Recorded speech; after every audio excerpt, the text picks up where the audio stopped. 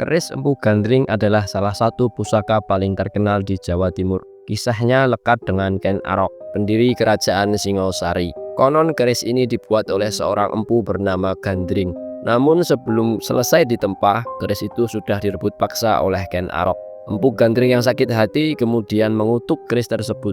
Ia menyatakan bahwa keris itu akan menewaskan 7 keturunan Ken Arok. Cerita ini kemudian menjadi legenda besar yang diwariskan turun-temurun.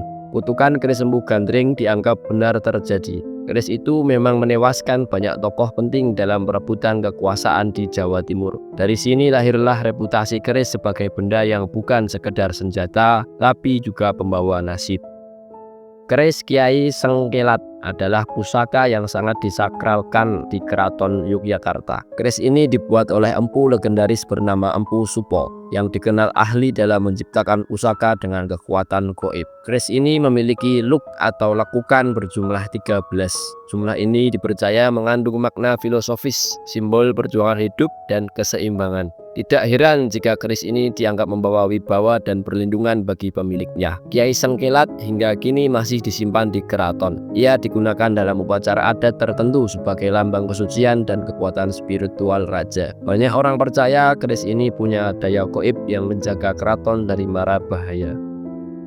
Kyai Nogo Sosro adalah pusaka utama milik Keraton Surakarta. Bentuknya sangat indah dengan ukiran menyerupai naga dan bagian bilahnya. Naga adalah simbol kekuatan dan penjaga dunia dalam budaya Jawa.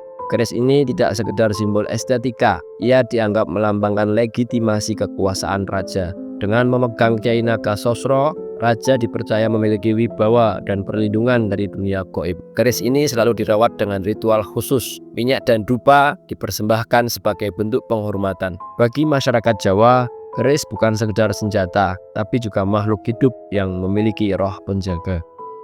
Setan Kober adalah keris yang terkenal sangat angker. Pusaka ini pernah dimiliki oleh Arya Penangsang, salah satu tokoh penting dalam sejarah Demak dan Pajang. Keris ini disebut haus darah karena setiap kali digunakan, lawan hampir pasti tewas. Kisah kematian banyak prajurit dikaitkan dengan kekuatan gaib keris ini. Nama setan kober sendiri memberi kesan mengerikan, seolah keris ini bukan buatan manusia biasa. Banyak yang percaya keris ini mengandung energi negatif yang kuat. Pemiliknya bisa menjadi tak terkalahkan, tetapi sekaligus membawa malapetaka. Inilah mengapa keris ini menjadi legenda besar dalam kisah perebutan tahta Jawa. Selain keris, keraton juga memiliki pusaka berupa tombak. Salah satu yang paling terkenal adalah Kyai Pleret. Tombak ini digunakan dalam berbagai upacara sakral kerajaan. Kyai Pleret tidak hanya simbol kekuatan, tetapi juga dipercaya punya daya magis. Konon, ia bisa menjadi pelindung keraton dari serangan musuh, baik dari dunia nyata maupun dunia gaib. Setiap upacara besar, tombak ini dikeluarkan dari tempat penyimpanan khusus. Ia dibersihkan, diminyai, dan diberi doa. Masyarakat yang melihatnya menganggap Kyai Pleret sebagai benda suci yang membawa berkah.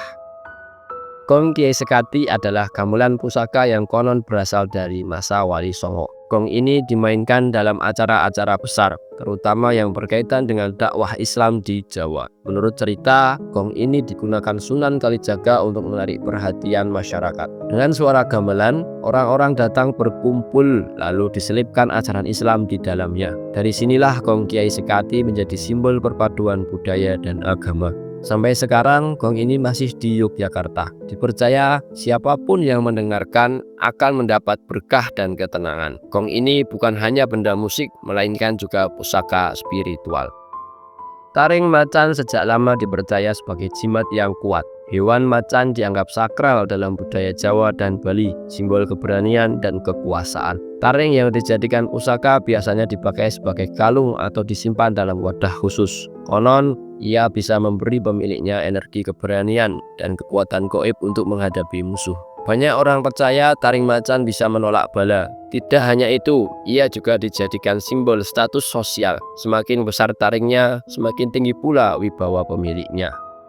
Batu Gilang adalah batu keramat yang berada di Yogyakarta. Batu ini dipercaya bisa mengabulkan permohonan bagi siapapun yang datang dengan niat tulus. Batu tersebut sering dikunjungi orang yang ingin mencari keberuntungan. Ada yang memohon rezeki, jabatan, atau bahkan jodoh. Ritual biasanya dilakukan dengan doa atau sesaji sederhana. Kepercayaan ini masih bertahan sampai sekarang. Batu Gilang menjadi bagian dari tradisi masyarakat yang memadukan keyakinan spiritual dan budaya Jawa.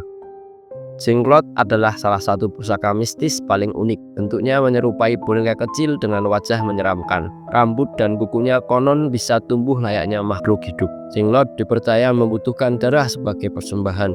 Pemilik biasanya memberi darah hewan kecil agar jenglot tetap hidup. Jika tidak diberi, dipercaya jenglot bisa membawa kesialan. Kisah jenglot sering menjadi bahan kontroversi. Ada yang percaya, ada juga yang menganggapnya rekayasa. Meski begitu, cerita tentang jenglot tetap hidup di masyarakat Jawa dan Bali.